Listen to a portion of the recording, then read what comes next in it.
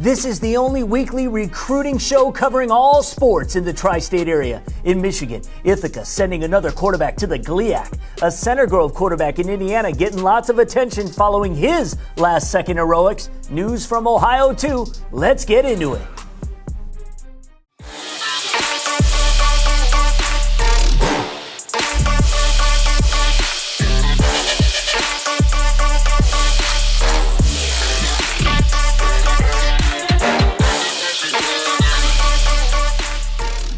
Thank you for coming back to the State Champs Scout Show. If this is your first time, where you been? If you love recruiting news from the upper Midwest, this is your home. I'm your guide for the ride, Lauren Plant. Our program presented by Lawrence Technological University. If you have the dream of playing college sports but feel maybe you're just not getting the attention you deserve, Lawrence Tech offers over 24 NAIA varsity sports. Recruit yourself at LTUathletics.com. Big push to add over 200 recruits over the next year, so check it out. Former Michigan State quarterback Ryan Van Dyke has another insightful segment in Recruiting 101, and there's several stories to get to. Let's start this week in Ohio.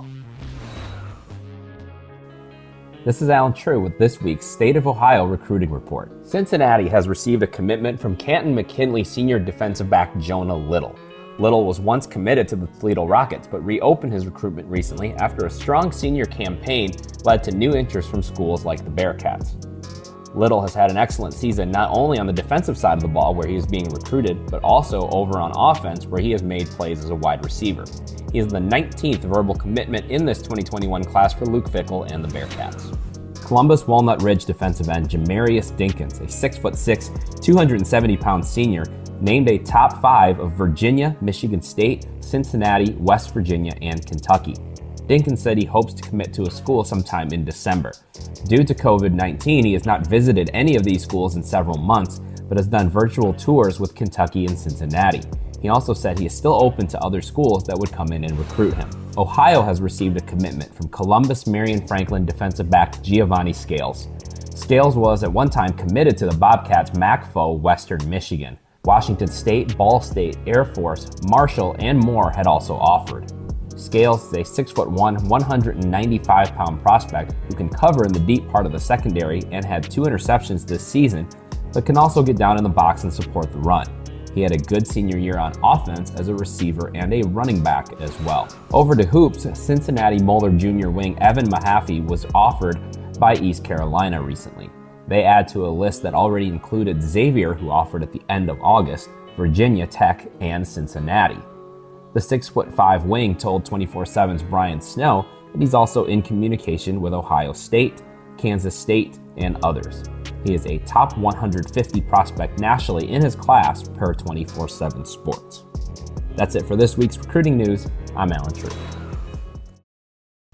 Lauren Plant to let you know we have 2 weekly football podcasts you should check out. State Champs Michigan's and State Champs Indiana's Extra Point. Both focus on the latest happenings in the sport of high school football in their respective states. It's a great listen, and check them out wherever you listen to your podcasts. Just search State Champs Extra Point. Checking in from Indiana, this is Scott Bernstein. Taven Jackson showed why he's such a coveted quarterback prospect last week when his nationally ranked Center Grove squad edged Indianapolis Cathedral 17-13 in a battle of Hoosierland's top 2 teams. Jackson, a dynamic 6'5" dual-threat signal caller, drove his club down the field for the game-winning touchdown in the final seconds. Jackson, who led CG into the state finals last season as a sophomore, has thrown for 1,150 yards and 12 touchdowns against only 3 picks so far in 2020.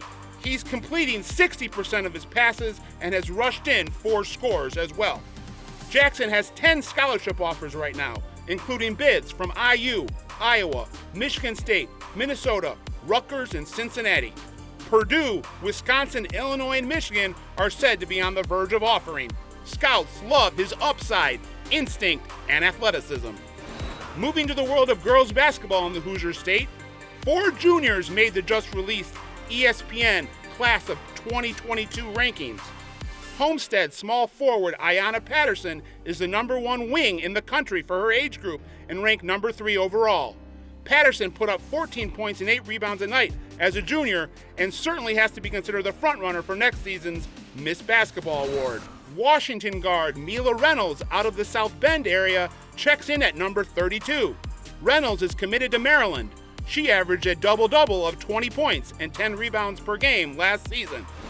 ESPN has Westfield's Alyssa Crockett ranked 4 slots behind Reynolds at number 36, and Crown Point's Lily Stoddard rounds out the list of Lady Hoosier megaballers at number 58 in the land. From Indiana, this was Scott Bernstein.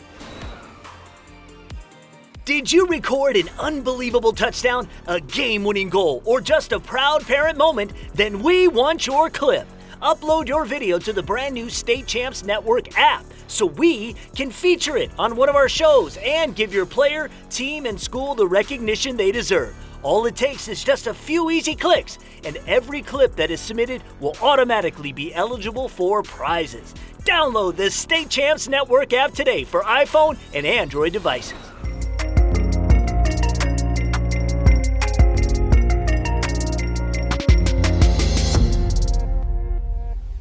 Welcome back to State Champs Network. This is Ryan Van Dyke with Quarterback University. And this week we are going to dive into the effects of what COVID is doing to our college athletic seasons, all right? I don't know if you guys are aware, but the NCAA extended the dead period for college campus visits to January 1st.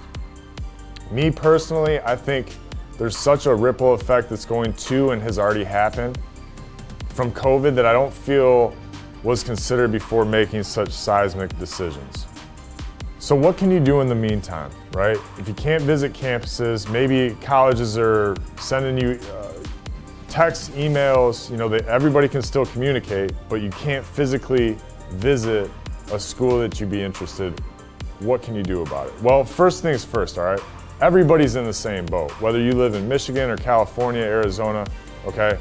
That rule extends across the nation. Number 2, I think that it puts everybody on the same playing field as far as the schools, okay? The onus is going to be on the schools to have their recruiting, to have their scheduling, and to have your visits tailored in such a way where they gotta bring you in and they gotta seal the deal, all right? What's that do for the players? I don't think it's necessarily a bad thing for the players, and I'll tell you why. It's really easy if you're a college recruit, okay, to get focused on the wrong stuff, and especially in this generation of sports. Instagram, Twitter, Facebook, Snap, news shows, podcasts, there's so much exposure that you can get lost on the things that aren't important, okay? Some things that are important, your team, okay? Your coaches, your community, your family, the parents that take care of all the stuff that you don't have to worry about. We're talking about the season and your school. The whole reason why you're trying to get that scholarship is you got all these people right here and to take advantage of that. All right, so it's gonna put a bigger onus on the colleges, but as far as you and how that has to deal with you, you're gonna have your mind and your heart and your body where it should be, okay? And I know that might be difficult for some people to handle, but that's sports and that's how it used to be, okay? So I think that, this has been a health measure, this is a safety measure, just for everybody's health and well-being. That's why this decision was made. But my point is don't get caught up in it, okay? There's a lot of uncontrollables. Control what you can control, which is have a short list of schools that you want to visit, keep communication with those coaches, follow their Twitter, do all the things that you can do other than going to campus. And it'll work out in the end. We'll see. Everybody's in the same playing field. So I guess we just got to ride it out and we'll see what happens. I'd love to explore this more. Next week I'm going to be back and we're going to take a deeper dive into the effects of COVID and Recruiting 101. This is Ryan Van Dyke, State Champs. Take care. I'm Lauren Plant with What's Up in Michigan. If you've played behind center for Ithaca over the past 2 decades, you've probably gotten some recruiting scrutiny along the way. The latest in the lineage of top-notch quarterbacks to follow Josh Brem, Alex Niznak, Travis and Jake Smith, and Joey Bentley. The current signal caller is Brady Hesbrook, and he made his college selection committing to Wayne State last week. Though he plays both ways for the Yellow Jackets, the Warriors recruited him strictly as a quarterback. He chose Wayne State over offers from Butler, Morehead State, Valparaiso, Lake Forest, John Carroll, Clark, Northern Michigan, and Northwood, as well as a roster spot guarantee from Albion, Mount Union, Alma, among others. Through 37 career games, Hesbrook has amassed 3,246 passing yards on 218 for 342 passing, 38 touchdowns, 1,991 yards, and 28 touchdowns on the ground. He's racked up 1,445 yards and 25 touchdowns through 5 games this season for the unbeaten Yellow Jackets. Birmingham Brother Rice's do-it-all athlete Rocco Melia is headed to the Big Apple to play football for Columbia University. The 6'2", 195-pound safety, wideout, and punt returner chose the Lions last week over offers from Bucknell, Dayton, Eastern Illinois, Fordham, Holy Cross, Indiana State, Penn, and Western Illinois, as well as a preferred walk-on offer from his dad's alma mater, Michigan. A 3-year starter at safety for the Warriors, Melia has had an increasing role on offense over the last 2 years, even taking some snaps out of the Wildcat this season. As a junior, Melia had 44 tackles and 1 interception on defense, 12 catches for 264 yards, and 3 touchdowns on offense. It's been a minute since Miles Rouser added to his list of 24 offers that was evidenced by the magnitude of the offer the Belleville junior defensive back got last week. Good old Nick Saban and the Alabama Crimson Tide. First bid since he picked up ones from Notre Dame, Arizona State, and Purdue offers in a 2-week span in August. Rouser is back in the mitten after spending 1 season at IMG Academy in Florida, racked up just shy of 30 tackles, a sack, 2 tackles for losses, 2 interceptions, and 5 passes broken up in 5 games for the Tigers, who were unbeaten, haven't allowed a single point on defense since their season opener. The 6'1", 185-pound defensive back can play either the safety spot on defense as well as nickel and corner. The younger brother of current Michigan DB Andre Selden Jr., Rouser was committed to the Wolverines from January to June of this year before reopening his recruitment. It took a little over 3 weeks for Allen Park's Max Alvarez to make a decision on his college choice. After getting an offer from Lawrence Tech in late September, the 6'2", 215-pound two-way lineman decided last week that not only would he commit to the Blue Devils, he would graduate a semester early so he can start his college career in the spring. The Allen Park Jags are 3-2 through 5 games this season with 1 forfeit loss. I'm Lauren Plant. That's what's happening in Michigan. We'll be back next week and all school year long because recruiting never stops. We'll see you then. State Champs Scout Show is proudly presented by Lawrence Technological University, where Blue Devils dare.